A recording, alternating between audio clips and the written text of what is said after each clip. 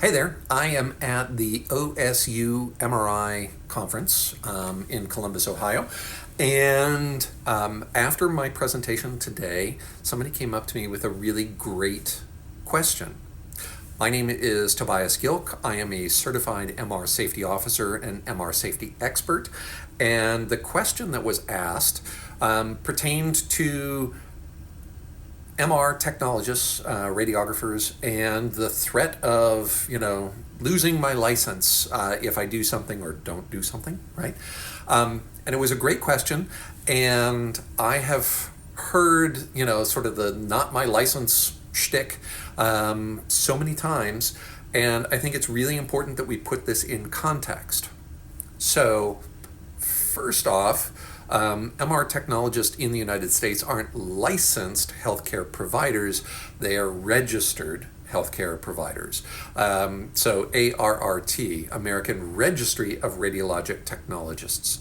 So it's just a semantic difference, but the general concern is that if an MR tech does something wrong, that they will lose the ability to be registered, to be a radiologic technologist.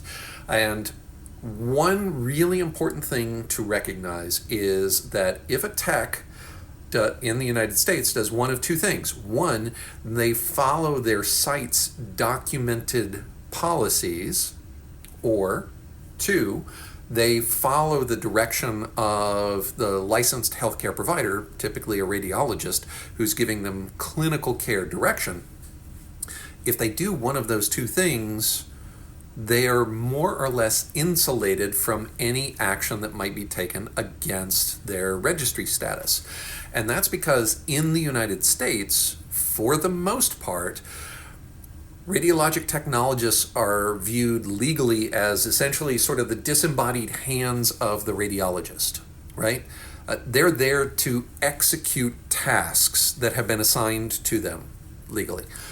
They're not there to exercise judgment about do we scan this patient, do we not scan this patient.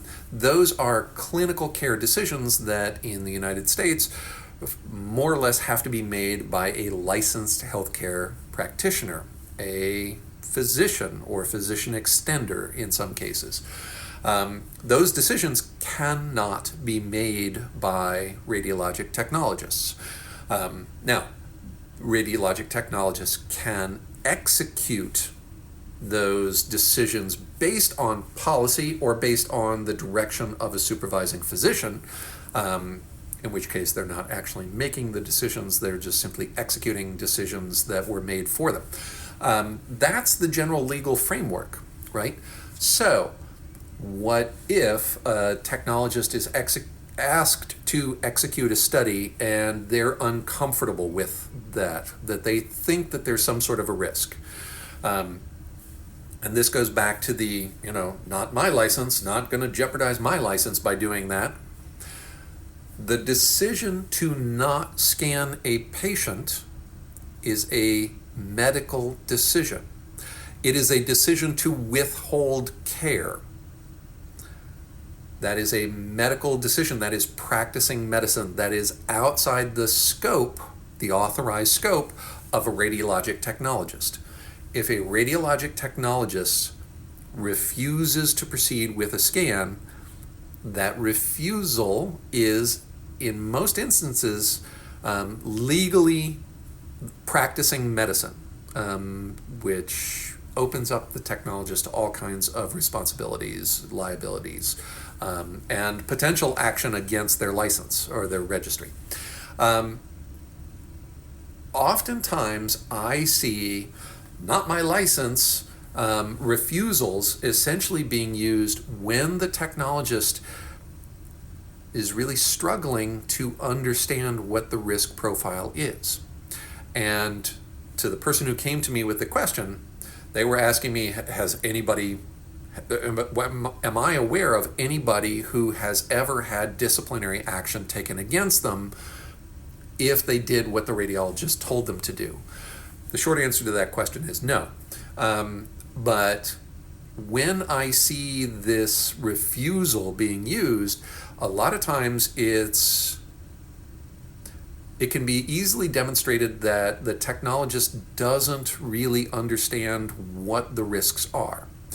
If a technologist feels uncomfortable executing a scan, executing a study, that technologist should be able to identify specific potential harms that are the basis of their concern, right? I'm worried if we do this study, the patient may be burned, or I'm worried that this study will negatively interact with that patient's active implanted medical device, or whatever. I mean, I just picked out 2 exemplars. We can pick from a cloud of a bunch of them. If the technologist is unable to identify a specific harm that they're concerned about and detail the mechanism by which they think that harm might come to fruition, then I think they don't really have a leg to stand on. And I think that there is a very clear distinction between having legitimate concerns about the safety of a patient and expressing those legitimate concerns versus being in a position where you don't understand what the risks of the study are, and because you don't understand, you leap to some of the worst case, possible outcomes, and you're just concerned that that's a possibility. That's making decisions out of ignorance and not making decisions out of an effective control of the knowledge, the information that is available for that particular exam. So I am not aware. I have reached out to ARRT, the American Registry of Radiologic Technologists. I have asked them, are you aware of any MRI technologists who have had action taken against their registry for following the direction of site policy or radiologist-specific direction, and there was some bad outcome? Has anybody ever taken action against that person's registry? And I had to repeat the question like 5 different times when I spoke to somebody at ARRT. Granted, this was a number of years ago. I had to repeat the question several times because they didn't understand the premise of the question. To them, it was a no-brainer that if they're following site direction, then no action can really be taken against them for legitimate actions at the direction of the site's policies or healthcare supervising physician. Anyway, it was a really interesting question. We had a great conversation about it, but I wanted to share that with you. If you ever not my license as a way to get out of something, before you do, I want to challenge you. Can you articulate specific harms that you're concerned about and identify what mechanism of producing that harm is specific to the MRI exam that's being described? If you can do that, do it and communicate those concerns to the radiologist, to whoever is supervising you, right?